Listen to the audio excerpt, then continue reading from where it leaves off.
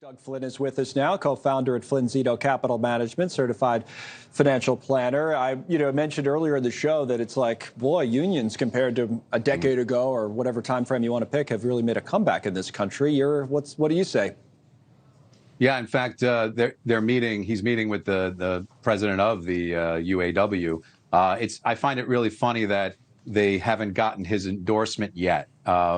So the UAW is holding out on that endorsement, and it's just more negotiating. But listening to the president speak there, it sounded like he was trying to take credit for this great deal. But it sounds like he's going to have to give up something in order to get that endorsement. So we'll see how that plays out very soon. Well, I don't want to be too speculative, but you're following the news today. Maybe Joe Manchin would be in the way things are going, would want to have that endorsement too if he was to run for president. But that's probably getting way ahead of ourselves, as he just announced he's not running for re-election in the Senate. The other union deal, Joe, or Doug, no, you're not Joe Manchin, you're Doug Flynn. The other union deal, of course, the actors. So I guess, what do we take away from that? That's good news, that we'll have our actors back?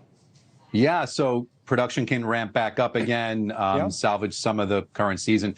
But the most compelling thing about this deal that I find that has, I think, repercussions across all the industries is that the studios were trying to get all the AI and digital likeness of all the performers, including deceased performers, and not pay them or pay the estate. And of course, the union pushed back on that. So there'll be some payments for streaming participation. There'll be some payments for their AI. And then that sets us up for what happens with the rest of the industries, such as your industry, for example, if they decided to pop in an AI version of Connell or an AI version of me, for that matter. So we'll see how this all plays out. But that's a great beginning to see what's going to happen downstream from there, I think. Yeah, we laugh, but I've seen some of those. They're not terrible, by the way.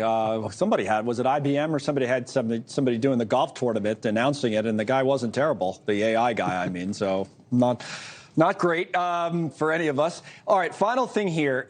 This was a story that came out of Las Vegas. They have that Las Vegas Sphere, that arena, and it's apparently bleeding money. Lost like $100 million, and the CFO quit.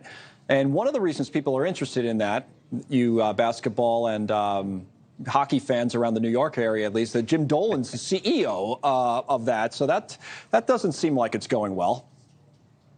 No, and if you're from the New York area and you have gone to an event at the Garden for many years when his dad was running it and then he was running it, you may remember that he had a band, Jim Dolan this is, and he would make himself the opening act for all the major headliners because, he's that important. So people know about the way he is, and typically, I think, in this fashion, the CFO quit in a very loud shouting match between Jim Dolan and the CFO. So those are the issues. And I think that, when you're investing into something like this and it's losing $100 million and it cost over $2 billion to put together, is it going to turn a profit? I mean, it only made a couple of $1 million in revenue with the YouTube gig and the other things that they have going on. So I'm sure they'll put out that there's some great long-term benefits, but boy, it'll be funny to see whether or not they can actually turn a profit with this thing. Yeah, it doesn't look great right now. Doug, always good to see you. Doug Flynn, thanks for that.